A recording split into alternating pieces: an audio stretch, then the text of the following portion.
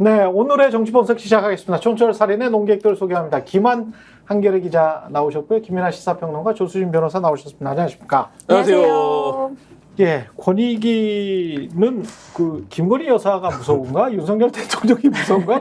권익위는 원래 이게 독립기구 아니에요? 그렇죠. 그렇죠? 네, 어제도 근데 네. 뭐 의견을 엇갈렸나 보더라고요. JTBC 보도에 따르면 네. 8명이 종결하자, 7명 아니다, 송부하자, 뭐 이랬는데 종결로 결정을 냈다는 건데 그러니까 어쨌든 이 숫자가 말해주는 것 자체가 이 사안을 둘러싸고 첨예한 어떤 문제들이 있다는 거는 인정이 되지만 어제 권익위가 얘기한 거는 배우자는 네. 그 제재할 수 있는 규정이 없다. 그렇기 때문에 우리는 판단을 하지 않는다는 걸로 이제 빠져나갔는데 뭐 지금 당장 여러 가지 얘기들이 따라붙고 있죠. 예를 들면 조민 씨가 장학금을 받은 그렇죠. 게 청탁금지법 위반이었거든요. 그게 그러면 청탁금지법이었군요. 예. 근데 그러면 배우자는 안 되는데 딸은 되는 거냐, 자식은 되는 거냐. 자식은 자식도 되는 당연히 규정에는 없죠. 네. 근데 이 법의 취지에서 그걸 했고 그때 그거가 청탁금지법 장학금을 받은 거 아니었습니까? 청탁금지법 대상이 되는 거냐 안 되는 거냐 이거보다 훨씬 더 불분명한데 법원에 이미 판결이 나와 있는데 권익위가 이렇게 했다. 이거 자체가 뭐 권익위가 지금 어디를 향해 서 있는지를 여실히 보여주는. 김건희 맞아요. 씨는 좋겠어요. 살려면 김건희처럼 살아야 돼. 네. 적당히 전주도 하고 말이죠. 권익위원회가 아니라 네. 건의위원회다라는 말까지 건의위원회? 권익위원회가 아니라 건의위원회다 건의위원회. 이런 얘기까지 예. 돌 정도인데 오늘 정무회의 소속 그 야당 의원들이 권익위에 항의 방문을 한다고 합니다. 그러니까 이게 사실은 그 야당 의원들에 대해서 권익위원회가 그동안 야권 인사들에 대해서 조사했던 강도나 아니면 뭐 했던 방식에 비하면 김건희 여사는 한 번도 뭐 소환 조사도 하지 않고 뭐 제대로 조사를 안 한 거랑 너무 대비가 되기 때문에 그렇죠. 결론은 뭐 그럴 수 있다고 쳐요. 의원들이 합의가 되지 않아서 투표까지 붙였다는 거 아닙니까? 표결까지. 그럴 수는 있는데 그 과정에서 제대로 조사를 하고 기초적인 사실관계를 확정한 것이냐에 대해서는 상당히 좀 이견들이 많이 있는 상황입니다. 예. 김민아 평론가 뭐 덧붙일 말씀 있어요? 오늘 한겨레 보도를 보니까 그러니까 또 왜 이게 김한 기자 나왔다고 한겨레 보도를 시작했어요? 사실은 한겨레 좋은 신문이에요. 얼마 전에 네. 저한테 정정 보도를 했습니다. 아, 그래? 예, 좋은 강북을 조수진 후보에 대해서 정정한다. 예. 한겨레 좋은 신문입니다. 네. 저희는 뭐 정정으로 1면에서 3면까지 채우기도 합니다. 예. 아, 그래? 네. 예. 좋아하시는 좋은 신문이에요. 그렇게까지 좋은 신문이야. 그렇게까지 네. 미국 언론 미국 언론 좋아하는 저로서는 아주 네. 훌륭한 신문이라고 봅니다. 한겨레가 네. 좀 되게 이제 좋은 점도 있지만 네. 좀 가슴 아픈 점도 있고 그랬습니다. 과거에 네. 생각을 해보면은 네. 좀 굴욕도 몇 번 있었고 했는데 그리고 김한 기자도 아픈 게 있어요. 나름대로는 이게 아픈 과거가 있지만 아니 누구나 그걸- 다 실수를 하는 거지 뭐. 아니 김한 기자가 실수한 게 아니에요. 네. 이제 김한 기자 억울한 뭐 사안이 있는데 아. 여기서 얘기할 건 아니고 예. 그러니까 김한 기자도 그렇게 한겨레에서 예쁨 받고 이런 기자는 아니다라고 제가 여기서 말씀드리겠습니다. 다 알고 있어. 네, 그렇게 아니, 그렇지 않은데? 예쁨 받는구나. 그렇지 않은데? 전혀 그렇지 않습니다. 예쁨 받는데잖아요. 김민아 평론가님이 왜 그래요? 사실관계에 기초한 발언만 해주시기 바랍니다. 네. 그냥 밖에서 봤을 때는 그런 느낌이 든다. 별로 네. 사랑받지 평론가들이- 못하는데. 그냥 네. 조직에 오랫동안 떨어져 있다 보니까 외롭나 봐. 본인이 외로우니까. 저는 이 세상이 나를 좋아하지 않아서 너무 화가 나고 이런 사람이에요, 기본적으로. 면도는 왜 안 하시는 그렇겠지. 겁니까? TV가 안 불러주니까 제가 이제 불러줄 때까지 TV 내가 안 불러줄 깎아볼까 때까지? 이런. 네? 그럼 3년이 기다려야 되는데. 그러니까요. 그래서 이제 오늘 자르려고 그러는데 네. 아무튼 오늘 한겨레 보도를 보니까 적어도 그러면은 네. 이게 김건희 여사를 권익위가 조사를 안 하고 뭐 이런 거는 벌써 이제 어제 다 이제 그거 왜 그러냐 뭐 이렇게 따졌지 않습니까 우리가?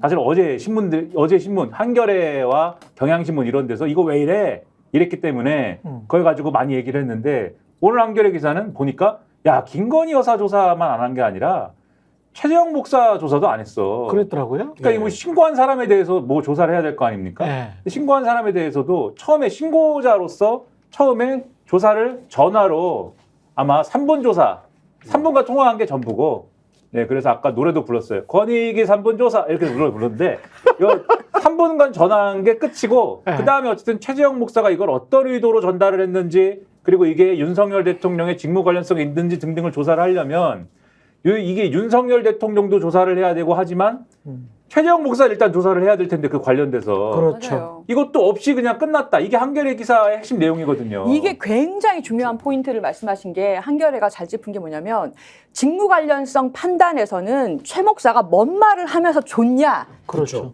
뭘 부탁하면서 주었냐? 뇌물죄 성립이든 아니면 청탁금지법 위반이든 간에 직무 목사는 지금 관련성이 청탁을 했다 그랬거든. 그러니까 본인의 그러니까요. 처벌을 감수하면서 지금 두 가지 얘기를 하고 있어요. 김창준 전 미국 하원의원이죠. 이분을 국정자문위원으로 좀 임명해달라. 이거는 누가 봐도 김건희 여사가 임명할 수는 없는 거 아닙니까? 그다음에 국가본부에서 전화가 갔다며. 그렇죠. 통화한 지금 그 행정관도 나왔고 예. 이 얘기를 했고 통일TV 송출 문제도 얘기를 했어요. 맞아요. 이것도 국가에서 결정해야 되는 의사결정이기 때문에 김건희 여사가 할 수 있는 일은 아니거든요. 대통령하고 직무 관련된 말을 한 거죠. 네, 한 거죠. 그렇죠. 네, 여기서 하나만 정정하면 최재형 목사는 자기가 청탁의 의미는 아니었다라고 주장을 합니다. 네. 청탁을 하려고 한 건 아니고 낚으려고 한 거다. 그러니까 자꾸 김건희 여사가 국정 개입을 하는 것 같기에 내가 진짜 되는지 안 되는지 보려고 내가 한번 던져본 것이지 내가 정말 오케이, 그 청탁 몰카. 네. 의지를 갖고 청탁을 한 건 아니야라고 자기 방어를 하고 있는데 청탁 어쨌든, 몰카. 네, 예. 조사는 했어야 됐는데 예. 어쨌든 네. 보통 피해자라고 표현이 그렇지만 누가 그렇게 얘기하면 그렇게 얘기하죠. 알았으니까 나와서 얘기하시라고. 그렇지. 예. 아니 그리고 윤석열 대통령이 이거를 진짜로 서면 신고를 했는지도 청탁금지법에서는 일단 이게 돈 받았으면 신고를 해야 되잖아요. 지체 없이라고 써 있습니다. 지체 안 없이. 즉시 지체 없이 신고해야 되고 그렇지 않으면 3년 미만 징역에 처하다 이렇게 돼 있어요. 처할 수 있다. 그리고 그러면 디올백은 진짜 어떻게 처리했는지도 가서 확인해야 되는 거 아니에요? 대통령 기록실에 가가지고 그러니까 지금 말씀한 그게 어떻게 뭐 소장으로 이렇게 뭐 이렇게 거울에 조그만한 쌓여 있을까? 이렇게 뭐 어떻게 돼 백이라서 있을까? 어딘가에 이렇게 예, 이렇게 금방 전시품으로 어떻게 들어가지만 돼 있을라나? 그러니까 그거 백화점처럼? 그렇게 거리들이 다 남아 있는데 네. 권익위가 이걸 종결 처리했다? 그럼 앞으로 그러니까 예를 들면 국가 공무원의 모든 부인들이 백을 하나씩 받아도 근데 이런 부탁을 들어요. 아, 뭐 우리 구에 그런 민원이 있는데 그것 좀 어떻게 해주세요. 네. 아, 내가 아는 사람 누가 있는데 그거 네. 뭐 구에 통장으로 임명해주면 안 되나요? 하면서 백을 줬어요. 그래서 받았어. 근데 상관이 없어지는 거예요. 그러니까 이렇게 되면 괜찮네. 권익위가 굉장히 획기적인 종결이다 이거. 아, 굉장히 좀 부정부패 원상이 될 수 있는 좋은 분위기로 가는 거네요. 이렇게. 획기적인 종결이다. 예. 아니 그 정무위 용산은 원래 이런 분위기 좋아하는 거 아닙니까? 흥건하게 이렇게 폭탄주 분위기가 이기주 기자가 왜 그 같이 마셨다고 하잖아요. 대통령 출입 기자 시절에 폭탄주를 이렇게 따른다는 거 아니에요? 흥건하게. 아 이렇게, 아주 이렇게 잔을 여러 개를 두고서 예. 이렇게 하나씩 따르는 게 아니에요. 사람 얼굴도 안 예. 본대요. 술잔도 안 보고. 그러면서 계속 이야기하면서 이렇게 흥건할 때까지 전체적으로 다 이게 다 적셔지고 그리고 이제 술들이 뚝뚝뚝뚝 떨어질 때까지 테이블에서. 그러니까 이제 그럴 때까지 적절하게 하시지 않는군요. 예. 뭐든지 이제 풍족하게 이렇게. 그런 흥건한 분위기로 부정부패가 이렇게 되면 그리고 법적으로도 처벌도 안 받고 그러면 좋지 뭐. 근데 지금 벌써 그 아까 정무위 야당 의원들이 항의방문 간다고 했잖아요. 네. 나오는 얘기가 권익위 관련 청탁금지법 개정안 내겠다. 예. 이게 배우자 처벌 규정이 없다는 이유로 이렇게 뭐 규정이 없다고 종결 처리하는 게 말이 되느냐. 지금 김한 기자님 말씀하신 것처럼 앞으로 그러면 그 공무원 배우자들 직무 관련성은 어차피 판단 안 할 거 아닙니까? 네. 선물 막 받아도 이 사람이 왜 주는지 나만 생각 안 하면 받아도 된다는 얘기가 되기 때문에 이 점에 대해서 바로 개정안 내겠다 이런 얘기 나오고 있어요. 그러니까 이게 워낙 말도 안 되기 때문에 네. 어제 권익위가 사고 친 거는 그제고 어제 신문 중에서는 그래도 한겨레 경향 이런 데는 썼지만 보수 신문들이 안 썼거든요, 이 얘기를.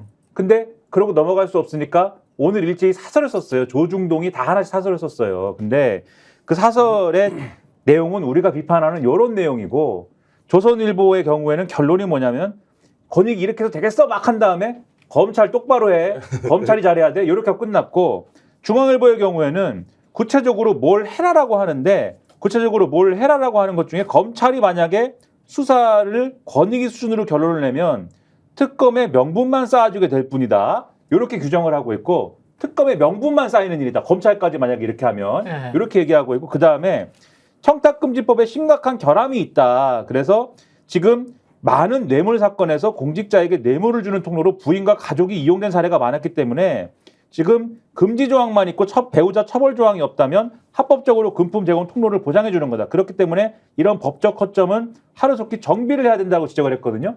이 부분을 지금 조수진 변호사님 말씀하신 것처럼 야당이 그러면 지금 국회 다수당은 야당이니까 야당이 이 보수 언론도 인정하는 거예요. 하루빨리 이거는 정비해야 된다. 이걸 인정하고 있는 것이고 이렇게 검찰이 제대로 수사하지 않으면 특검의 명분이 실리고 그다음에 제대로 정비하지 않으면 국회가 직무유기가 되는 것이다라는 취지의 이런 비판들을 이제는 보수 언론도 하고 있다라는 게 근데 중요한 겁니다. 그거는 이렇게 돌리는 것 같아요. 왜냐하면 또 법이나 제도 탓으로 하거든. 이거는 상식적으로 처리를 해야지. 맞습니다. 법 취지, 청탁금지법의 법 취지가 이게 본인만이 아니고 공무원 본인만이 아니고 그 가족들이나 친구들도 조심하라는 이야기잖아. 아니 이미 예. 조국 전 장관의 딸이 그 처벌을 그렇지. 받았어요. 어제도 말씀드렸다시피 네. 의지를 가지면, 그러니까 네. 수사기관의 의지를 가지면, 그리고 권익위도 그렇습니다. 네. 의지를 가지면 이게 법에 어떤 게 위배되는가를 어제도 말씀드리고 오늘도 말씀드리지만 어떤 부분에서 위배가 되는지 첫째 조사를 했어야 됐고 분명하게. 그래서 예를 들면은 아까도 쭉 말씀하셨지만 윤석열 대통령이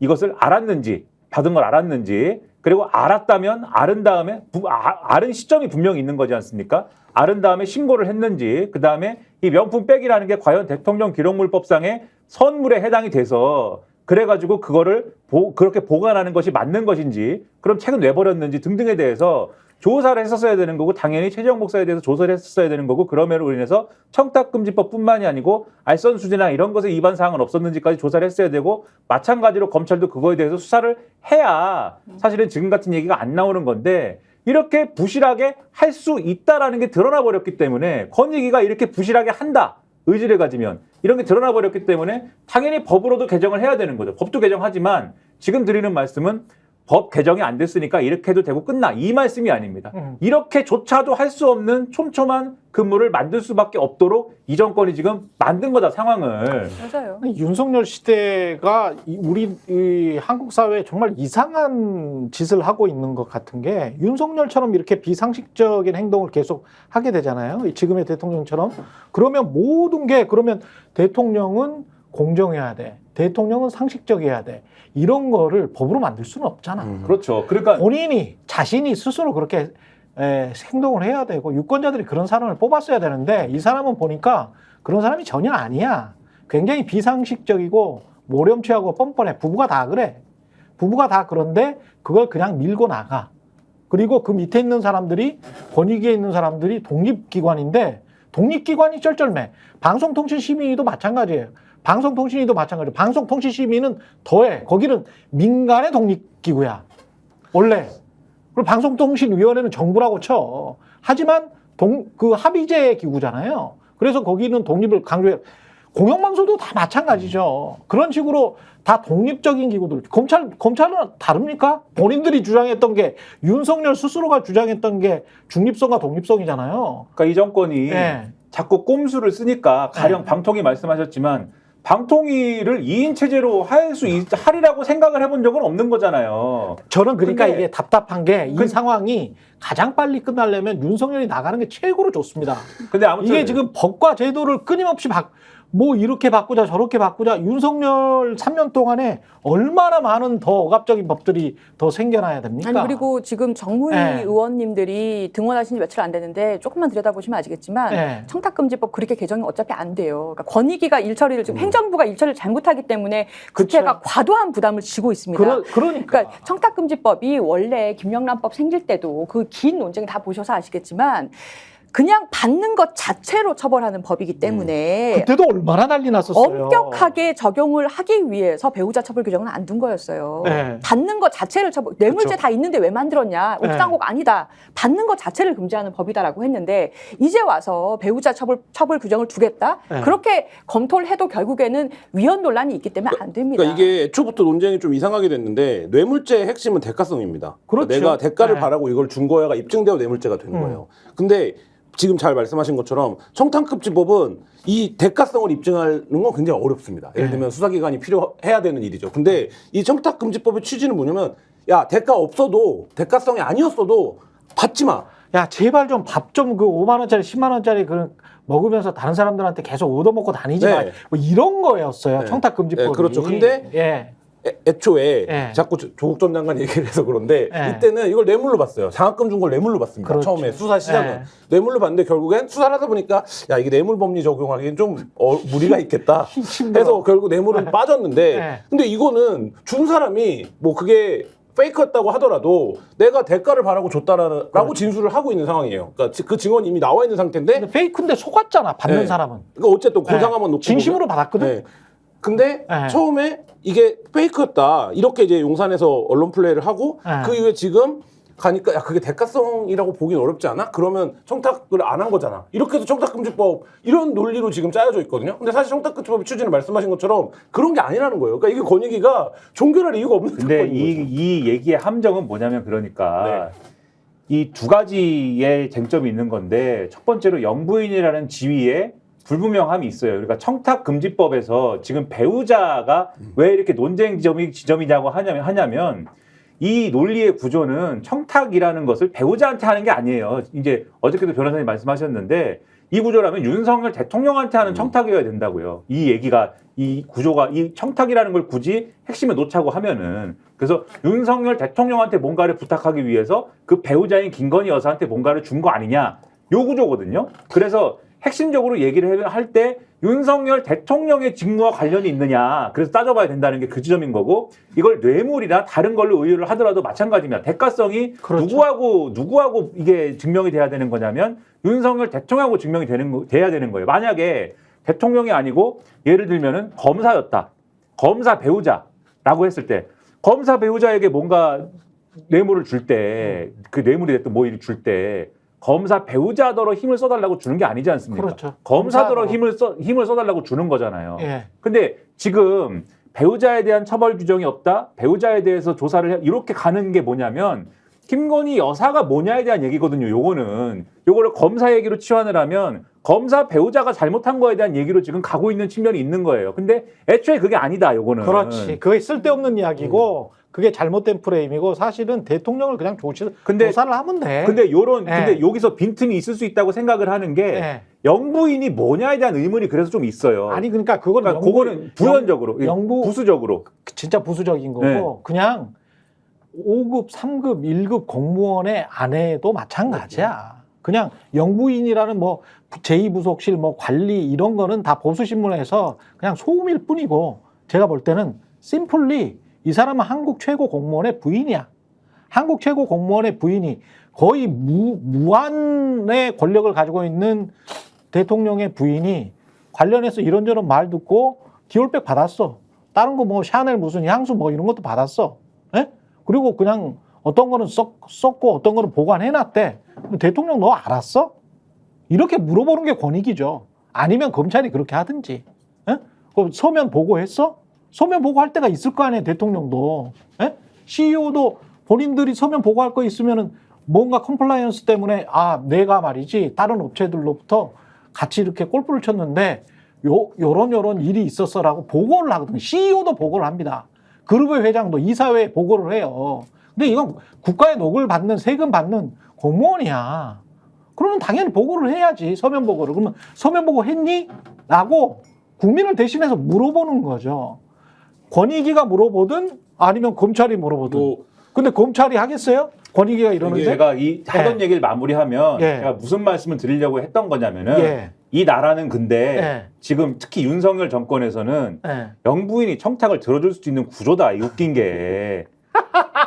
그게 황당한 점이다라는 말씀 드리는 그 거예요. 이야기였어요? 지금. 그 얘기를 하는 거예요, 지금. 그 전제에서 이야기하는 거야? 그래서 그게 사실은 이 사건이 맞닥뜨린 어떤 굉장히 우습고 난감한 어떠한 현실적인 지점 중에 하나인 거다. 그 말씀 드리는 그러니까 거예요. 보통은 블랙 코미디네. 대통령한테 전달돼서가 중요해야 되는데 네. 지금 이 사건에서는 전달이 되든 안 되든 간에 김건희 현실적으로. 여사한테 말한 그렇죠. 거 자체로 실체적으로. 상당히 이게 뭔가 현실화될 가능성이 있는 청탁이 되기 때문에 김건희 휘하에 네. 행정관도 있는 것 같아. 그러니까 그거를 수족처럼 부리는 것 같아. 그 말씀을 드리려고 했는데 그거를 지금 입증하는 건데 만약에 이런 사건이 접수가 됐어요. 대통령이 이 사건이 너무 문제라고 생각해요. 위법 여부와 상관없이 어떻게 나도 모르게 네. 그런 걸 받아라고 하면 그 행정관들을 인사조치했어야죠. 그렇죠. 예, 당연히. 그렇지. 전화 통화했다라는 게 확인이 된 거 아닙니까? 맞아요. 그러면 당연히 대통령 입장에 야 이거는 말도 안 되네. 그렇지. 야 누가 대통령이야? 부인은 임마. 어떻게 할 뭐 수는 이렇게 없겠지만 이야기하지. 맞아요. 부인은 네. 어떻게 할 수는 없겠지만 야 네. 그거를 하는데 왜 공무원들이 동원돼? 부인이 왜 어떻게 할 수? 부인은 집에서 얘기한다고 큰 쳐도 부부 싸움이 나겠지. 네, 나고 그거는 근데 알려지지 않아도 되지만 최소한 가시적인 조치로 그 통화를 했던 공무원들은 인사 조치를 했어야죠. 근데 그거 맞네. 네, 조사를 하려고 그렇지. 하는데 데려나갔다는 거잖아요. 이 얘기는 네. 뭡니까? 이 부분에 대해서 그러니까 지금 김민하 평론가 얘기한 것처럼 대통령의 인지 여부가 그게 중요한 게 아니다. 왜냐하면 이미 실체적으로. 네. 법과 달리 야 이게 무슨 실체적으로. 블랙 코미디야. 그러니까요. 근데 김건희는 아무런 공직이 없어. 그러니까요. 그냥 사인이야. 네. 아, 그러니까 그러면 대통령의 부인일 이런 뿐이야. 걸 보통 뭐 이렇게 부인이긴 하지만 비선 실세라고 하는 거 아니에요? 그럼 비선 실세. 선이 비선이잖아요. 그리고 가족 비선 실세 논란이네 그러면 이게. 그래서 네. 그래서 이 겪어본 적이 없는 상황이기 때문에 이걸 뭔가 이게 법에 빈 구멍이 생긴 거 아니야? 이렇게 네. 생각하게 돼버린다. 이 네. 실체적인 사실관계가 이렇기 때문에 이거랑 그게 황당하다는 거예요. 아, 대비되는 이해하는데 게- 한참 걸렸어. 대비되는 게 최상병 사건에서 예. 예를 들면 이시원 보좌 날라가지 않았습니까? 예. 직함이 뭐였죠? 공직기강 비서관. 공직기관 비서관. 예. 이 공직이 날라갔는데 예. 이분은 최소한 대통령이 내가 이시원을 남겨두고는 안 되겠다. 그러니까 예. 뭔가 문제가 있고 내가 어떤 일을 수행한 거에 그렇죠. 대해서는 그런 의미에서 말하자면 이시원은 어디 갔습니까? 사람들이 물어봤는데 예. 소리소문 없이 날렸단 말이에요. 예. 그러니까 이거는 내가 한 공식적으로 내가 한 일인데 지금 이 비서관들은 그거보다 더 나쁜 거잖아요. 예를 들면 행정관들. 네, 청탁을 들어줬다는 거잖아요. 청탁한 내용을 확인해주고 대통령한테 보고는 했어? 그쵸. 그러니까 대통령이 네. 보고를 못 받았으면 그죠. 보고도 안 했냐라고 인사조치를 해야 되고 만약에 보고를 받았다라고 하면 말하자면 이 청탁이 통한 거죠. 뭐 그럼 그런 대통령이 몇 명이야? 이렇게 또 이제 가는 거죠. 예. 하여튼 네. 웃긴 사건인데 검찰이 지금 이거를 하나만한 이야기인 것 같아요. 저는 우리 지금 검찰 이원석 씨죠. 이원석 검찰총장이 뭐 차질 없이 수사를 하겠다라고 기자들 앞에서 그렇게 계속 이야기를 하던데 어제인가요? 어제도 그렇게 이야기를 하고 차질이 이미 생겼잖아요. 주가 조작 의혹 사건 같은 경우는 한 2년 동안 차질이 생겼어. 근데 차질 없이 수사를 하고 있다. 차질 없이 수사를 하겠다라고 하는 이것도 정말 이 사람들은 완전히 유체가 이탈이 돼 있구나. 예? 본인들이 말하는 그 추상적인 언명을 국민들이 그냥 다 믿고 그래요. 검찰이 의기롭죠. 정의롭죠. 그렇게 생각할 거라고 그냥 믿는구나. 진짜 국민들을 그 에코백 들고 가는 김건희도 마찬가지지만 검사들이랄지 검찰들도 지금까지 한 어떤 거짓의 행동들, 거짓 말들, 그리고 거짓 위선의 행동들이 얼마나 많은데 이거 우리 차질 없이 김건희 하겠다, 한다. 뭐 갈등 있냐? 그러니까 갈등 뭐 그거는 이런 일은 있을 수가 없다. 아마 그 전에 조금 아이. 갈등이 있었을 수도 있는데 예. 갈등이 없는 상태가 됐겠죠 아마. 혼나가지고 혼나면 갈등이 없어집니다. 많이 엄마한테 혼나보면 아시겠지만 엄마한테 혼나기 전에는 갈등이 많은데 혼나고 나면 갈등이 하나도 없어요. 제가 볼 때는 그런 상태가 됐다. 내가 혼났을 것이다. 이런 아마. 자들이 이른바 이제 문민정부 때는 막 큰 소리 딱딱 쳐요. 검사가 정의롭고 공정한데 검사를 가만 놔둬야지. 너희들이 왜 수사에 개입하냐고. 에? 근데 다만 이런 건 있죠. 예. 이 열차의 끝이 뭐 특검이라고 생각하는 사람도 있고 탄핵이라고 생각하는 뭐 그 이상이라고 생각하는 사람도 있는데 예. 검찰도 알고 있습니다. 이게 어떤 역을 열차가 달리다 보면 어떤 역을 지나칠 수 있어요. 네. 근데 결국에 이 열차가 종착지를 어디를 향해 가는지를 알고 있잖아요. 그럼 그 종착지에 도착했을 때를 상상하게 되거든요. 그러면 제가 보기에 지금 뭐 중앙지검장은 지휘권이 있고 없고 뭐 검찰총장이 지휘를 할 수 있는 건 명분 여러 가지가 있지만 지금 권익이라고 하는 역을 지나쳐 갔지만 검찰도 이 열차가 계속 달려가고 있는 이 속도에 상당한 부담감을 느끼는 상황이 됐다. 그러니까 이게 그래서 수사를 막 열심히 할 거다 이런 의미가 아니라 결국엔 저희가 뭐 어떤 대통령은 탄핵도 시켜보고 했지만 그렇게 될 일은 그렇게 되거든요. 그러니까 이게 많은 사람들이 눈높이의 상식적인 측면에서 이 사건이 말이 안 돼요. 지금 처리 과정이. 그렇죠. 그렇다면 이 사건은 바로 잡혀야 되는 거예요. 그러니까 바로 네. 잡혀야 되는 거고 언제? 그게 뭐 그 시점에 문제가 있지만 네. 근데 검찰도 제가 지금 하는 얘기의 맥락을 이원석 총장도 이해는 하고 있을 거다. 저는 뭐 그런 이해는 생각을 합니다. 하겠죠. 이해는 하겠지. 그러나 몸이 따라주지가 않고 그 조직도 이상한 조직 같아. 아니 평소에는 그렇게 의기로운 척 행동을 하더니 지금은 왜 쥐죽은 듯이 조용해? 아니 언젠가 한 예. 번은 이걸 좀 집중적으로 다뤄보면 좋겠는데요. 예. 그러니까 지금 권익위 사태를 보면서도 제가 느끼는 게 뭐냐면 검찰은 이미 굉장히 이상해졌지만 권력을 부패를 감시하고 그것을 쫓게 만들어진 그런 기관을 권력이 개입했을 때 굉장히 이게 이제 이상하게 변형이 됩니다. 근데 권익위는 이번 정권 들어서 정말 너무 이상해졌고요. 근데 그 기관들이 기능을 못하게 되면 결국 우리 사회가 손해를 보는 것이고, 그러면 지금 민주당에서 추진하는 것이 기소청으로 만들고 이게 수사권하고 분리한다는 거잖아요. 그걸 넘겨받게 되는 기관들이 이제 경찰이지 않습니까? 예. 그러면 처음부터 세팅을 어떻게 얼마나 잘 하는지를 우리가 다 같이 지켜봐야 됩니다. 그리고 뭐 정치적으로는 여당에서는 김정숙 특검, 뭐 인도 방문 의혹 그거는 이제 확 꺼낸 거잖아요, 다시. 근데 저는 이런 거 막 논란하지 말고 그냥 다 했으면 좋겠어요. 원하는 대로 다 해줄게. 그냥 특검하자. 김건희 특검하고 최상병 특검만 하면 되니까 다 하자. 다 진실을 밝혔으면 좋겠어. 나는 누가 얼마나 어떻게 다치고 어떤 무슨 뭐 형이 나오든 간에 전혀 개의치 않아. 전혀 개의치 않으니까 제발 다 했으면 좋겠어. 이거 정치적으로 이렇게 하면은 야당 너희들이 아플 거야라고 하면서 여당이 이렇게 던지잖아요. 그럼 제발 다 받아버렸으면 좋겠어. 네, 다 받고 전부 특검해서 진실이 밝혀지면 잘못된 게 있으면 뭐 교정하면 되는 거죠. 죄 받으면 되는 거고. 그 그런 거 정작 있지 않습니까? 배현진 의원이 네. 김정숙 여사 인도 방문 의혹에 대해서 네. 무슨 뭐 마스크팩도 썼다 뭐 이런 거 갖고 지금 막 그 언론 인터뷰 하고 있지 마스크팩 않습니까? 쓰면은 그러니까 기내에서 마스크팩 제가 이카노미 클래스 타가지고 마스크팩 쓰고 그 좀 비싼 거 한 2,000원짜리면 꽤 비싼 걸 텐데 보통은 막 1,000원인데 그 2,000원짜리 또는 5,000원짜리를 썼으면 그거 죄인가? 근데 이게 네. 지금 말씀하신 대로 네. 다 예를 들면 그 김정숙 여사든 문재인 대통령이든 예를 들면은 물론 검찰 수사가 너무 이제 예를 들면 인권 침해적으로 진행이 돼서 이분들이 뭐 상처를 입는다거나 그런 거는 당연히 이제 별도의 사안으로서 우리가 지켜봐야 되는 거지만 수사를 해야 될 만한 사안이 있으면 니네가 해봐라라고 주장할 수 있어요. 근데 여기서 웃긴 거는 지금 정권이 문재인 정권이 아니고 윤석열 정권이지 않습니까? 윤석열 정권인데 여당은 왜 특검을 하자는 거냐? 이게 이제 이해가 안 되는 부분이 있어요. 그렇죠. 그러니까 요 뉴스에 대해서 얘기를 하자면은 그러니까 고발을 해놨잖아요. 김정수 여사 건에 대해서. 고발을 해놓고 검찰이 수사를 하면 되지 않습니까?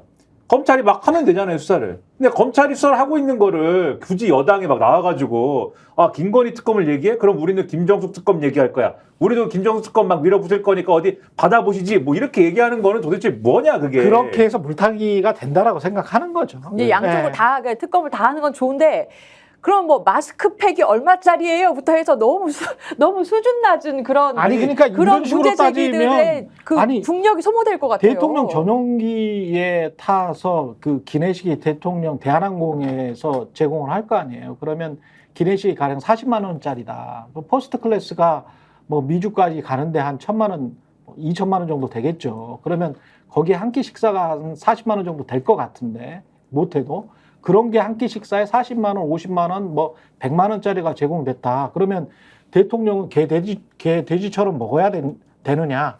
일반 서민처럼 그냥 이카노미 클래스 수준으로 타고 다니라는 이야기냐? 뭐 이런 식의 그러니까 이게 그러면 똑같아요. 그럼 윤석열 검찰총장이 왜 굳이 서초동에서 먹지 않고 과천까지 넘어가가지고 한우 소고기를 그렇게 많이 드시고 한우 소고기를 100몇만 원어치 몇 명이 도대체 먹을 거야? 그렇게 먹고 그렇게 하면서 그 한우 고깃집 사장이 나중에 보니까 그 나오자마자 대선에 나오겠다고 하자마자 또 그걸 줬더만요. 기부금을 한 1,000만 원 줬더만. 그럼 서로 간에 핑퐁한 거야? 뭐야? 뭐 이런 그러니까 저는 이런 추잡한 이야기들까지 해야 돼? 그러니까 전부 특검하지 뭐 그냥. 그런 수준에서 뭐 네. 그런 수준의 문제도 있지만 또 한 가지는 이게 지금 물타기가 되는 건지 잘 모르겠어요. 물타기도 정치적 효과에서. 안 돼. 왜냐하면 네. 김건희 여사가 해외를 이제 중앙아시아 외교를 나갔는데 네. 나가는 게 맞냐 아니냐 비행기를 또 같이 타는 거냐 아니냐 이 자체가 다 노이즈가 되고 스트레스가 되고 있는 상황에서 그렇죠. 김정숙 여사와 김건희 여사의 이미지, 그러니까 국민적 이미지라는 건 다르잖아요. 그렇죠. 다른 상황에서 예를 들면 김건희 여사가 해외 나갔을 때 뭐 명품 쇼핑을 했다. 따라다닌 사람 누구냐? 길 누가 통제해줬냐? 이 논란들이 있었거든요. 뭐 뭘 산 거냐? 뭐 이게 있었고. 아니 디올백 받았냐고. 네. 주가 조작의 전주였냐고. 주가 조작의 전주였잖아. 그건 검찰도 인정하는 거 아니에요. 재판부도 다 인정하고. 전주만 되면 돼, 이 나라는. 주가 조작의 전주만 되고 남편이 검사이기만 하면 23억 벌어도 아무런 관련이 없어. 네. 어쨌든 네. 순방 관련해서 김건희처럼 살아야 된다니까. 여사 순방 관련돼서 계속 얘기를 하면 정치적으로 상상되는 건 다른 건데 예를 들면 많은 사람들에게 네. 근데 자꾸 이렇게 뭐 그래서 김정은 여사 가서 뭐 했다는데 기내에서 마스크팩을 했대 이게 설득이 안 되거든요. 그러니까 인도 제가 가면서 보기엔 주가 조작을 했다. 그러면은 내가 인정을 해줄게. 네. 그러니까 이게 별로 정치적으로 득이 되는 건가 이런 생각 듭니다. 그러니까 제가 아까 말씀드린 것도 그런 얘기인데 특검을 하자고 하는 특검이라는 거는 그러니까 특검 법을 통과시키는 문제인 것이고 네. 수사기관을 못 믿으니까 국회에서 따로 임명하는 어떠한 사람에게 수사를 맡기자는 거잖아요. 국회 다수당은 근데 민주당이잖아요. 그러니까는 국민의힘 지지잖아. 국민의힘 지도부 입장에서 봐도 김정숙 여사에게 무슨 의혹이 있다고 생각을 하면 그 수사를 특검에 의해서 맡기자라는 거는 다수당이 민주당인데 국회에서 민주당이 좋아하는 어떠한 수사기관에 맡기자는 거랑 똑같은 거잖아요. 그러니까 그렇지. 앞뒤가 안 맞잖아요. 김정숙 여사의 심각한 의혹이 있다고 생각하는데 그 수사를 왜 민주당한테 맡기자고 왜 주장합니까? 국민의힘이. 그거부터 이해가 안 되고 그걸 듣는 순간 누구나 이게 이상하다라고 생각하지 않겠습니까? 예. 이상하다라고 생각하게 되면 이게 다른 의도가 있는 것 같은데라고 생각하게 되고 다른 의도라는 건 뭐지? 특검 대 특검으로 해서 물타기 가는구나 이렇게 생각하게 되고 그다음에 이 정권에 이른바 영부인 리스크가 아예 없으면 정말 윤석열 대통령도 정말 모범적인 대통령이고 김건희 여사도 야 영부인은 무릇 절해야지 저렇게 해야지라는 게 이미 있으면 김정숙 여사가 예를 들면 과거에 예를 들면 문재인 대통령이 해외 순방 갈 때 뭐 이 지금 국민의힘에서 주장하는 것처럼 외유성으로 따라간 거 아니야? 이런 의혹이 제기될 때 국민들이 그래 그거 한번 그럼 알아봐 한번 뭐 확인해 보지 이런 마음을 가질 텐데 그게 아니고 여기가 엉망진창이고 막 우당탕탕 뭐 이러고 있는데 윤석열 정권의 이 영부인과 대통령이 갑자기 거기서 김정숙 여사 얘기를 하면은 국민들이 그래 여기도 문제가 있는데 여기도 한번 이렇게 되느냐 그렇게 되는 게 아니고 국민의힘의 일부 강성 지지층이라고 부르는 분들이 뭔가를 얘기하고 싶었는데 얘기할 게 없는 상황에서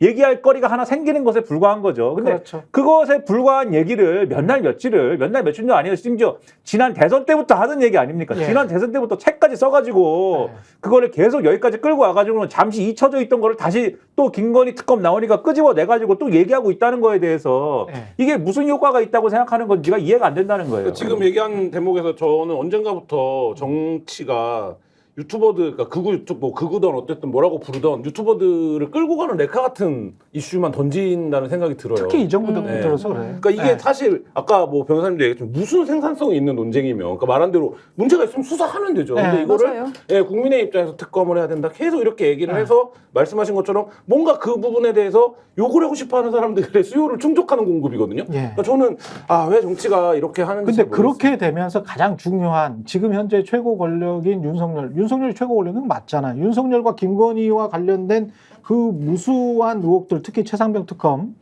같은 거는 제대로 해명도 안 해. 제대로 해명도 안 하고 말도 안 해. 또는 이태원 참사 같은 게 일어나 그럼 사과도 제대로 안 합니다. 그리고 이상민 행안부 장관은 아직도 행안부 장관입니다. 한덕수 총리는 또 아직도 한덕수 총리고. 그러니까 이 대통령의 국정 운영 스타일은 뭘 해도 그냥 이재명만 때린다.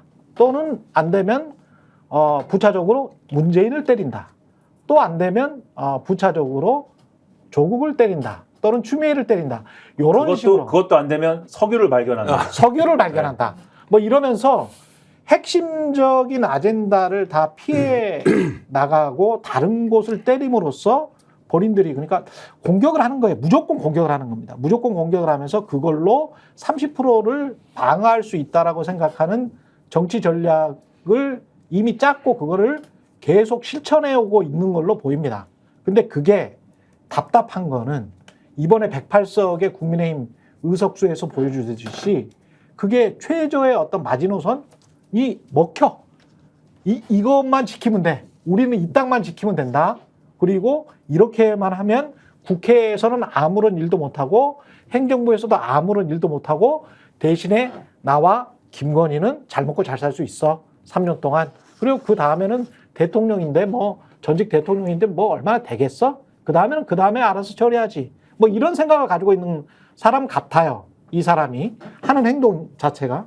그래서 이 헌법 84조가 나온 것도 있잖아요. 이화영 재판 끝나자마자 한동훈이 제기하고 여러 이제 국민의힘 의원들이랄지 보수 신문들이 이야기하는 헌법 84조. 야, 저거 이화영이 1심 유죄 나왔어. 저거랑 이재명이랑 관련 있어. 이재명이 기소당해서 재판에서 유죄가 나오면 그러면 헌법 84조에서 재판에서 유죄가 나온 1심이나 2심이 진행 중인 대통령 후보가 대통령이 됐을 때 대통령직을 수행할 수 있어? 뭐 이런 이야기잖아요. 그 헌법 84조의 논란이 이미 미래의 유죄를 확정해 놓고 막 이야기를 하는 겁니다. 그런 식으로 이재명한테 다시 이제 돌려서 이재명 유죄 가능성이 높으니까 우리는 이거를 논의를 해야 돼라고 아젠다 자체를 돌려버리는 것 같은 그런 느낌이 저는 강하게 듭니다. 예. 그러니까 헌법 84조가 그 조항이잖아요. 그러니까 대통령은 재직 중에 형사소출을 받지 않는다. 근데 뭘 그렇죠. 제외하고 내란 또는 외환, 그러니까 전쟁 일으킨 거 빼고는 한마디로 전쟁을 일으키는 경우는 거의 없으니까요. 대통령은 재직 중에는 형사상 소출을 받지 않는다라는 규정이에요. 그러니까 그렇죠. 한동훈 전 비대위원장이 던져서 지금 이 촉발된 논쟁인데 그러면 만약에 어떤 대통령 후보가 후보 시절에 이미 소추가 된 거예요. 일반적으로 소추는 기소를 기소를 말합니다. 말하는 거죠. 그렇죠. 소를 추한다. 네. 소를 던진다 이거예요. 네. 근데 재판 중이란 말입니다. 이미.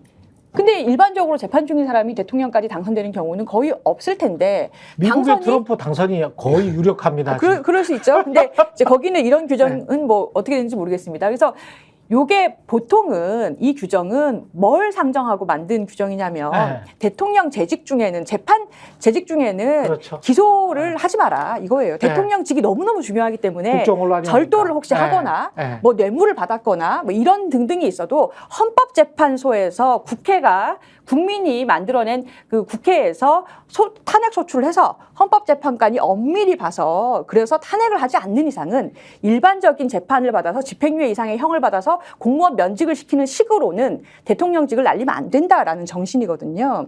근데 이게 만약에 이 헌법을 만들 때는 제가 볼 때는 재판 중인 사람이 설마 대통령이 당선될 거라고 예상을 못한 것 같아요. 취지 자체는 대통령직을 할 때는 어떤 범죄를 하더라도 헌법재판소가 아니고서는 일반적으로는 이 직을 유지해야 된다라는 정신이기 때문에 그래서 둔 건데 소추 또는 재판을 받지 않는다 이렇게 했으면 될 텐데 소추만 돼 있기 때문에 그러면 기소는 안 되지만 재판 중인 사람이 만약에 대통령이 된다? 그래서 이게 그러면 재판이 진행돼야 되는 거냐 말아야 되는 거냐? 집행유예가 그러면 확정이 됐다? 그럼 이 사람은 진짜로 공무원직이 날아가는 거냐 아닌 거냐? 이 논란이 생길 수 있는 여지를 만든 거죠. 그렇죠.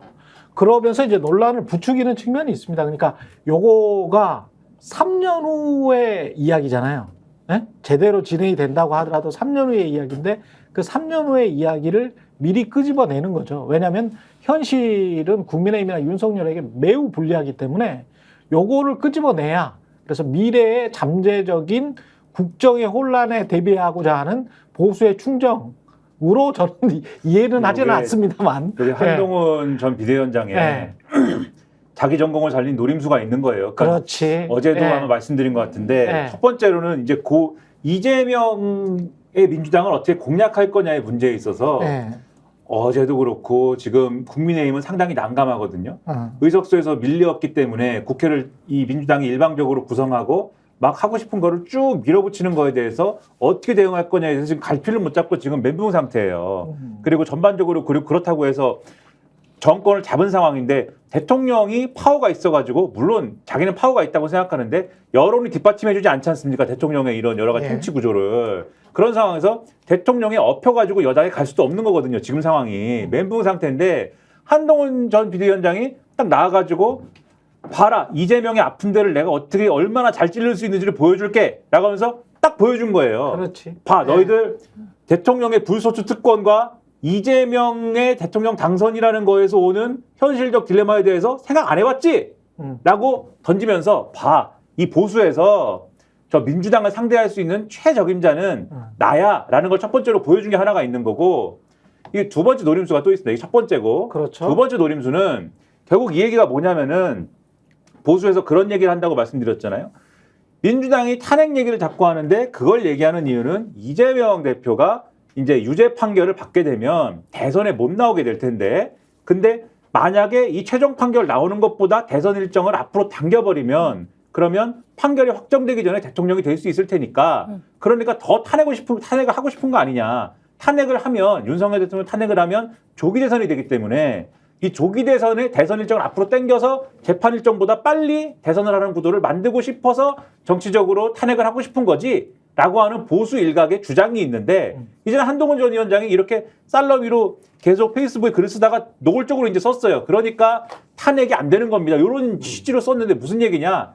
이재명 대표와 민주당이 그러한 수를 써서 정치적인 수를 써서 탄핵을 하더라도 봐봐 소용이 없을 거야. 여러분 안심해. 그리고 만약 나 한동훈이 국민의힘의 대표가 된다라고 하면은 혹시 윤석열 대통령하고 충돌하고 싸울까 봐 걱정하는 분들이 있겠지? 그렇지 아니다. 나는 아. 탄핵을 막아줄 거야. 탄핵을 막으려면 뭘 막아야 돼요? 최상병 특검도 맡고 김건희 특검도 맡고 이런 구조로 갈 거야. 잘 보라고. 벌써 탄핵에 대해서 민주당의 정치적 탄핵에 대해서는 안 된다라는 메시지를 내기 위해서 내가 이 대통령의 불소추 특권에 대해서 얘기하는 거야. 이런 메시지로 보이거든요. 그러면 이 메시지를 수신하는 사람은 여러 이제 국민의힘의 지지층이나 의원들도 있지만 제가 볼 때는 가장 중요하게 받아들일 사람 윤석열 대통령입니다. 윤석열 그렇지. 대통령이 그동안 본인들끼리는 커뮤니케이션이 그렇게 되겠죠. 한동훈 전 비대위원장을 미워하고 주변 사람들한테 전화해가지고 막 욕하고 한동훈 전 위원장도 사석에서 뭐라고 거의 이름으로 안 부른다는 얘기가 있고 한데 하지만 이렇게 먼저 어쨌든 누가 먼저인지 모르겠지만 어쨌든 이름으로 안 부르고 뭐라 부른대요? 어떤 그 라디오에 출연한 분에 의하면은 그 사람이라고 했다는데 아, 그 사람? 근데 그래도 이준석을 윤석열이 호칭한 것보다는 훨씬 낫잖아. 근데 그분이 어쨌든 필터링을 해서 그 사람이라고 한 건지 아니면은 그 XX인지 아니면 더 심한 건지는 알게 뭡니까? 그건 모르겠는데 윤석열 대통령이 언어 습관에서 그 사람이라는 아니 단어 잘안 쓰고 한동훈의 언어 습관. 한동훈이 윤석열을 네. 지칭할 때 네네네. 근데 아, 어쨌든 검사들의 언어 습관이 어떤지 그렇죠. 참 궁금하죠? 그러니까 요 메시지를 제가 윤석열 변호사 19년 대통령이 하면서 네. 검사들이 그 사람이라는 단어 쓰는 건 들어보지 못했습니다. 그러니까 보통 네. 이제 예, 의심 이렇게 네. 네, 그 뭐뭐라고 했을 것 같은데 네. 아무튼 요 메시지를 수신한 윤석열 대통령은 지금까지 한동훈 국민의힘 대표 되기만 해봐. 내 손에서 여당 뺏어가기만 해봐. 네. 이런 구도였는데 나를 지켜준다고? 그렇다면 화해를 좀 해? 요런 구도로 갈 수 있는 그렇죠. 그러면 이게 전당대회용 페이스북 글이라고 봐야 되는 저는 거죠? 그럴 수도 있어요. 저 해석도 네. 가능하고 반대 해석도 가능하다. 반대 해석. 반대. 출마할 네. 건데 이제 전당대회 네, 막지 마세요. 반대에서 왜냐면 뭡니까? 탄핵이 돼요. 네. 탄핵이 된다라는 건 무슨 얘기입니까? 네. 지금 보수 유권자들이 주장하는 대로 네. 어떤 빌드업들이 이루어져서 특검이 그렇지. 대통령의 어떤 직접적인 처벌을 해야 되는 위법 네. 사항이 드러나고 탄핵이 돼요. 그럼 탄핵이 되면 이재명이 대통령 되겠네? 라고 다들 생각을 하는데 한동훈 대표가 아야. 그게 아니야. 탄핵이 탄핵이 돼도 되더라도 돼. 탄핵돼도 돼. 탄핵돼도 어차피 대통령은 이재명이 못하는 거야. 이 얘기를 하고 있다고도 해석이 그럴 수 가능하죠. 네. 예. 그럴 수도 여러분 있어요. 이재명은 어차피 안 됩니다. 네. 그러니까 지금 어. 이게 윤석열 대통령을 향한 수신자가 윤석열 대통령이 아니라 네. 사기 권력이 누구냐를 놓고 봤을 때 그렇죠. 어차피 이재명은 안 되는 거야. 이게 시간표가 어떻게 당겨지던 네. 뭐가 되던 탄핵을 하더라도 설령 그래서 이재명이 될 것 같다고 너희 생각하지만 내가 보기엔 이거는 탄핵이 돼서 조기 대선을 해도 대통령을 못 하는 거야. 이 얘기를 하는 근데 거지. 그 시나리오에서 오늘 볼 게 나경원 의원이 또 라디오에 나가고 한 얘기가 있어요. 뭐라고 그랬냐면 한동훈식 해석은 허망한 얘기다라고 하면서 뭐라고 했냐면 이게 예를 들면 이재명 정권이 된다고 하면 예를 들면 대법원이나 이런 거를 다 장악할 텐데 판사 출신이죠. 네, 재판이 되겠느냐. 네. 재판이 그러한 이 헌법에 대한 해석, 헌법 84조에 대한 해석과는 별개로 실제적으로 재판은 진행이 안 될 것이다. 그러니까 한동훈식 해석은 정치적으로 허망한 얘기다라면서 한동훈 이제 전 위원장한테 반론을 했거든요. 예. 그러니까는 요게 이제 김한 기자 해석대로 하면은 한동훈 전 위원장이 이 탄핵이 돼도 된다라는 메시지라고 하면은 나경원 의원은 거기에 대해서 반박을 하고 있는 거죠. 탄핵은 되면 안 되라고 한 거죠. 만약에 그러니까 그런 메시지면. 어차피 재판 진행이 안 되고 질질 끌면서 재판부가 그러지 않겠냐. 내가 판사 해봐서 아는데. 그러니까 검사님이 한마디 전직 검사님이 던진 말에 대해서 전직 판사님이 또 이제 방어를 얘기를 서로 이제 셈이죠. 재판을 질질 끈다고 네. 하는데 그래서- 대법까지 가는 이런 사건들 같은 경우에 보통 10년은 우습잖아요. 그럴 네. 수 있죠. 네. 그래서 이론상은 그럴 수 네. 있죠. 이 모든 얘기를 좀 멀리서 지켜보고 있는 저 같은 사람의 생각은 예. 놀고들 있다 이런 생각이. 그러니까 저는 이 논란도 네. 그래서 약간 사이버레카 같은 거예요. 그러니까 사실 아무 의미도 없어요. 아무 의미도 없고. 아 진짜 생산적인 논의 좀 네, 하고 싶어요. 나 그러니까 아까 근데- 생산적인 노래는 네. 최상병 네. 특검으로 가야 돼. 최상병 특검 네. 왜냐하면 최상병 특검이 지금 굉장히 중요해진 게 사실은 변호인들의 박정훈 대령의 변호인들이 이야기하는 게 저는 맞다고 보는데 박정훈 대령의 변호인들이 지금 특검의 특별 검사 역할을 하고 있습니다.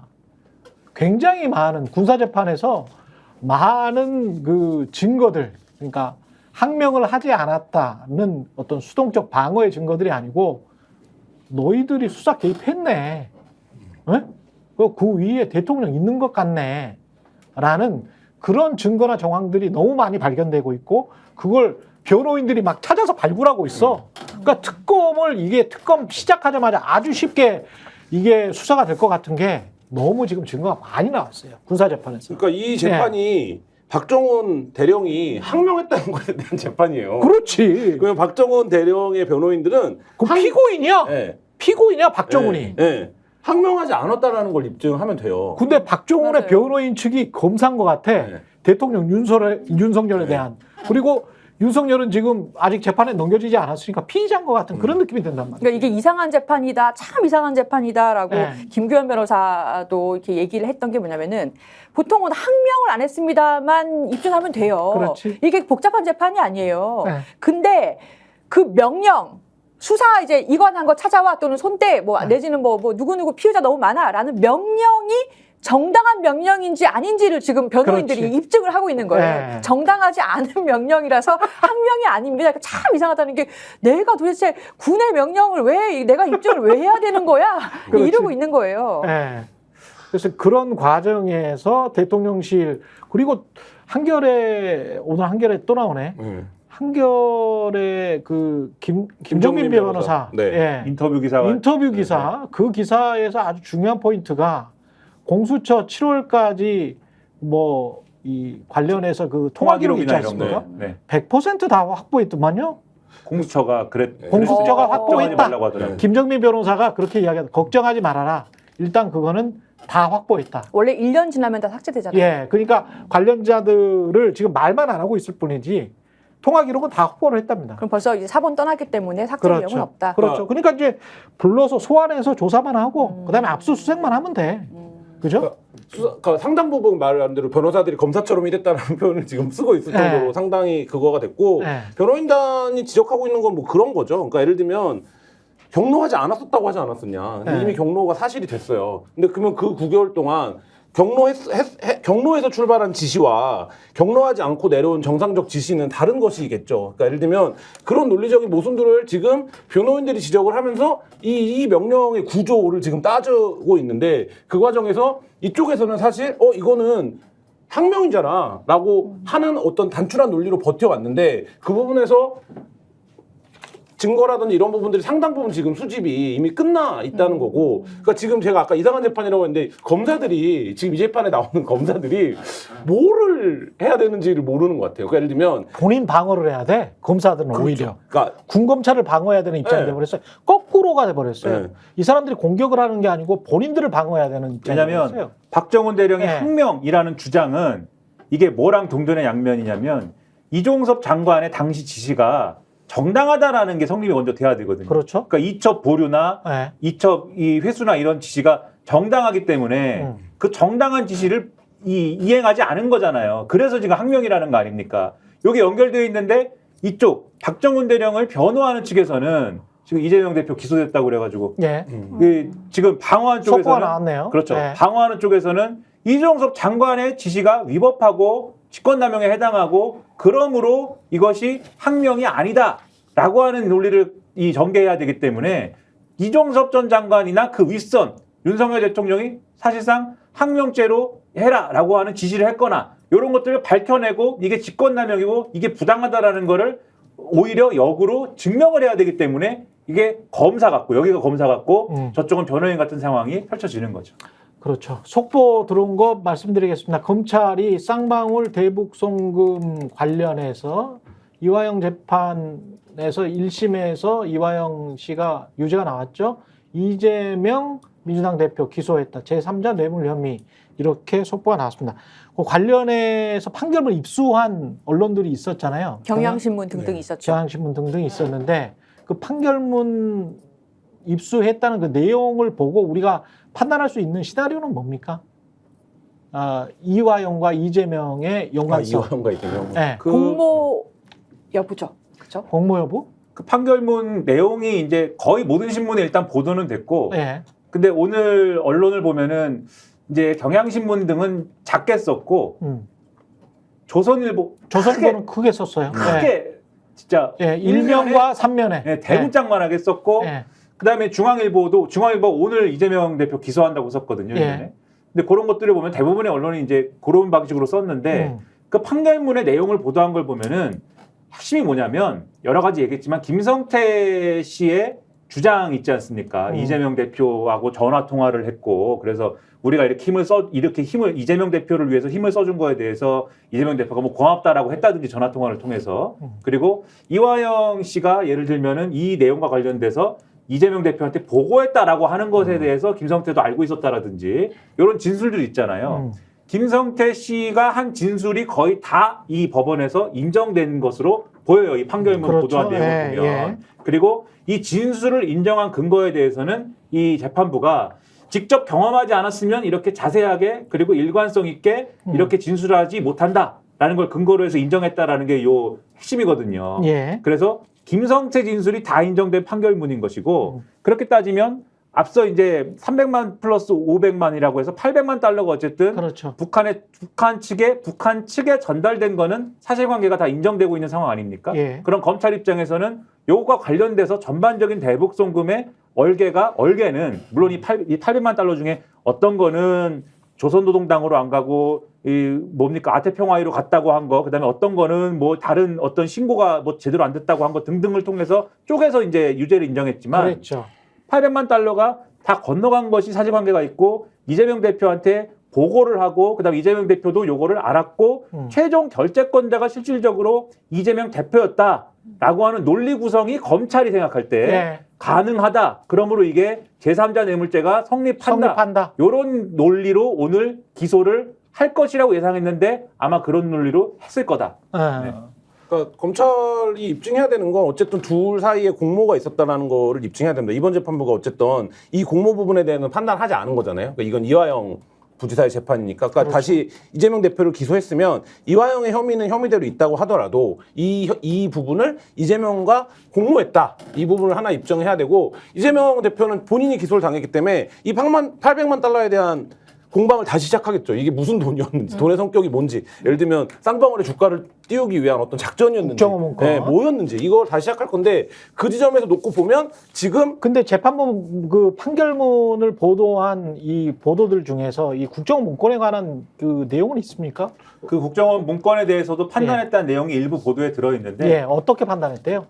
그 국정원 문건의 초기에는 그렇게 판단을 했지만 국정원 문건에 그렇게 써있지만 이 국정원 문건의 사실관계에 대한 검찰의 생각이 또 있어요. 예. 검찰의 생각은 뭐냐면 그게 어떤 사람, 이제 쌍방울 그룹과 관계되어 있는 요 사건에 끼어 있는 어떤 사람은 그러한 의도를 뭐 가졌는지는 국정원 문건에 뭐 써 있는 부분도 있지만 실제로 실행되지 않았다. 실행되지 않았고 그리고 그 국정원 문건은 문건대로 따르더라도 결국은 이것에 대한 의도는 이 실질적인 800만 달러가 올라간 것에 대한 의도는 그것만으로 설명되지 않는다라고 하는 게 지금 법원의 판단. 800만 달러가 보도가 되고 있습니다. 그것만으로는 판단되지 않는다. 그러니까 돈이 예. 같다라는 사실관계는 일단은 지금 다 인정하는 것 같아요. 이게 예. 인정이 된 것 같아요. 예. 그러면 그 돈이 왜 갔냐? 첫 번째 주가 조작 비용이냐? 예. 두 번째 스마트팜 비용이냐? 세 번째 그렇지. 방북 대가냐? 그렇지. 여기서 그럼 그 돈의 성격이 무엇이냐에 대해서 1심이 인정한 걸 2심도 인정할 거냐? 이 그렇습니다. 쟁점이 하나가 있고요. 예. 그러면 이게 스마트팜 비용이든 방북 대가 비용이든 그 외국환 거래법 위반도 될 수가 있고 이걸 받았다면 또 뇌물죄도 될 수가 있기 때문에 그 돈의 성격이 뭐냐가 첫 번째. 두 번째, 그럼 이화영 그 부지사가 어디까지 알고 있었고 이 쌍방울의 행동에 대해서 그리고 어디까지 이재명에게 보고했느냐. 그렇죠. 그 행동에 어디까지 범죄 고의를 공유했느냐, 그리고 그 사람이 어느 단계까지냐, 요 두 가지가 핵심 쟁점이 되는 건데, 1심에서는 이것을 이재명에게도 보고했다라는 사실관계까지 적시가 일단 된 상태고요. 그리고 이화영은 당연히 알았다. 그리고 이것은 스마트팜 비용이나 방북 대가 비용이다라고까지 판단을 한 상태. 그럼 2심에서 이것을 뒤집을 것이냐. 이게 이제 남은 그럼 상태죠. 이재명 재판은 또 다른 재판이니까 그렇죠. 제3자 뇌물죄로 다른 재판이니까. 근데 이제 제가 좀 이상한 거는 첫 번째와 두 번째는 공통의 인식이 있어야 되고 거기에 관한 증거나 뭐 이런 것들은 재판부에서 판단을 하겠죠. 근데 첫 번째에서 주가 조작, 스마트팜, 방북 비용 이렇게 세 가지로 나뉘는데 그중에서 스마트팜은 고의가 없다라고 봐서 무죄가 되고 스마트팜의 일부는 상당의 액수는 그리고 방북 비용은 이거는 그 의도인 것 같다라고 해서 유죄고 그리고 주가 조작은 이거는 국정원에 그런 문건이 있었지만 그럼에도 불구하고 주가 조작의 결과로 실행되지는 않았다라고 봤다는 거잖아요. 그러면 의도가 있었는지 없었는지에 관해서는 재판부가 판단하지 않은 거잖아요. 그러면 가령 어떤 의도가 김성태의 의도가 주가 조작의 의도도 있고 기왕에 뭐 경기도에도 잘 보일 의도가 있었다면 이 두 가지 의도가 섞여 있었다면 사람의 의도는 모르는 것이기 때문에 그런데 검찰은 주가 조작의 의도는 쏙 빼버리고 왜냐하면 주가 조작은 김성태의 중죄가 될 수가 있기 때문에 큰 죄가 될 수 있기 때문에 빼고 나머지 의도만 지금 넣은 거잖아요. 그리고 재판부도 그렇게 판단을 한 거 아닙니까? 그러면 사람의 고의를 사람의 의도를 김성태의 죄를 경감시켜주기 위해서 객관적으로 봤을 때는 김성태의 죄를 경감시켜주기 위해서 주가 조작은 기소를 안 하고 김성태를 그리고 스마트팜과 방북 비용의 의도로만 몰아가서 그거를 이재명과 연결시키는 게 이게 논리적으로 타당하냐? 만약에 기소를 하려면 김성태 주가 조작과 관련해서도 기소를 해야 그러면 김성태의 진술이 또 바뀔 수가 있거든. 지금 왜냐하면 김성태의 진술에만 의존해 있거든요. 김성태의 진술과 김성태의 말을 들은 쌍방울 관계자들의 진술 그리고 방북을 시도했다라는 경기도의 공문이 한 2개 있는 것 같아요. 그것들이 다 짜맞춰지니까 아마 방북을 하기 위해서 김성태한테 이화영이 같이 공모를 하고 그거를 보고했지 않겠느냐라고 재판부가 판단을 하는 것 같은데 거기에서 마찬가지로 국정원의 비비물건처럼 주가 조작의 의도가 있었다면 그 의도도 재판부가 제대로 판단을 하도록 오히려 이화영의 변호인이 야 이럴 거면 모든 의도를 다 기소해라 라고 나왔어야 되지 않나. 그러면 김성태 진술은 상당히 바뀔 수도 있다. 저는 그렇게 생각합니다. 네. 이게 제3자 뇌물죄로 가려면 예. 직무와 관련해서 부정한 청탁을 받고 그 대가로 제3자에게 뇌물을 제공하도록 해야 되거든요. 그렇죠. 그러면 일단 3가지 고리가 있죠. 일단 직무 부분이 있습니다. 물론 네. 검찰은 이렇게 본 거죠. 이재명 도지사가 방북을 해야 김성태도 방북을 할 수 있었어. 구조가 그렇게 되는 거야. 그러니까 무조건 이재명이 방북을 하기 위해서 김성태가 노력을 했을 거야 라는 그렇죠. 건데 네. 그러면 북한에 가는 게 이재명 대표가 예를 들면 해줄 수 있는 직무였냐. 이게 이재명 재판에서는 관건이 될 거예요. 그렇죠. 예. 네. 그러니까 이제 그 부분이 하나가 있고 그다음에 부정한 청탁이라고 지금 말씀하셨는데 저는 어제 그 생각을 했는데 우리가 이제 기타 처음 되면 한 달락에 사실을 2개 넣지 말라고 배우잖아요. 네. 그러니까 2개 넣으면 헷갈려 한다고. 그러니까 네. 지금 말씀하신 게 그런 취지인 거죠. 그러니까 네. 예를 들면 이 사건은 요 한 달락으로 구성이 된 거예요. 그래서 이화영까지는 그 판결이 나왔어. 1심 판결을 받았어. 검찰이 구성한 단락만으로. 그렇죠. 근데 이재명 재판에서 그러면 이게 그대로 적용될 거냐고 제가 아까 들었던 말씀 그렇지 않을 거라는 그렇지 거예요. 않지. 그렇지 않아요. 네. 왜냐하면 이재명 대표는 이 금액을 갖고 다시 싸울 거거든요. 이재명 재판부는. 아. 이 금액을 갖고 다시 싸울 때 과연 똑같은 결론을 내려줄 거냐. 그러니까 이 재판에서 지금도 이제 어떤 일부 언론들이 지적하고 있는 간과된 점들이 있어요. 그러니까 이건 왜 증거로 인정이 안 되고 진술보다 이 문건이 더 신빙성이 있는 거 아니야? 라고 생각하는 지점들이 있는데 재판부 인정하지 않았거든요. 그래서 사실 그런 점들 다시 다퉈질 거고 뭐 그런 상황이기 때문에 이게 이제 지금 말한 대로 이렇게 원사이드하게 뭐 흘러갈 거냐. 제가 보기에는 지금 이미 언론에 흘러나온 쟁점들이나 상황들이 그런 것 같지는 않다라는 예. 생각도 듭니다. 그러니까 1심은 어쨌든 지금 쭉 말씀드린 것처럼 판결문이 뭐 다 나온 건 아니니까 근데 언론에 보도된 것만 근거로 해서 말씀드리면 김성태의 진술, 김성태 측의 진술이 다 인정된 것이다. 요거에 가깝다. 근데 예.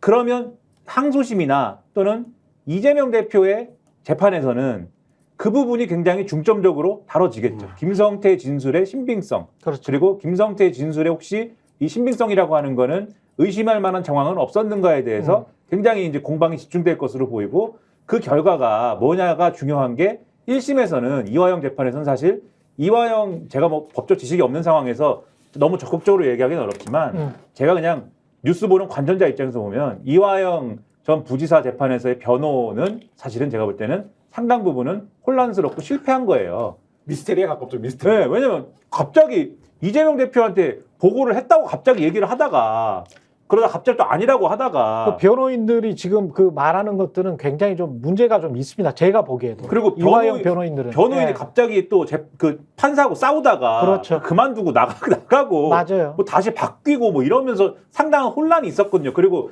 이화영 부지사가 검찰한테 회유를 당했다라고 주장하는 부분도 있는데 실제로 회유를 당했다고 하는 사람도 있고 아니라는 사람도 있고 근데 그 배우자는 또 정신 차리라고 그러고 막 이랬잖아요. 그렇죠. 보통 이렇게 재판이 됐을 때 이게 이렇게 했는데 이화영 전 부지사한테 유리한 결과가 나오리라고 기대하기는 어렵다고 생각하거든요. 저는. 오락가락하면 재판부는 신뢰를 못하지. 그렇죠. 예. 그래서 이렇게 된 결과인 것도 있는 것 같아서 그렇습니다. 이 예. 이화영 전 부지사의 항소심 예. 그리고 이재명 대표에 대한 지금 기소가 됐으니까 재판은 좀 더 양상이 다를 가능성이 분명히 있다고 저는 생각합니다. 근데 김성태 진술의 신빙성을 이야기를 하기 위해서라도 그 주가 조작 부분을 계속 이야기를 아니 이 주가 조작이 만약에 이 국정문건 그리고 그 의도를 정확히 모르는 상태에서 김성태 진술만을 가지고 재판부가 판단할 수 없다면 그러면 그 명명백백한 김성태 여러 가지의 의도를 다 가리기 위해서라도 김성태를 추가 기소해라고 이화영의 변호인이나 이재명의 변호인이 이야기를 해야지.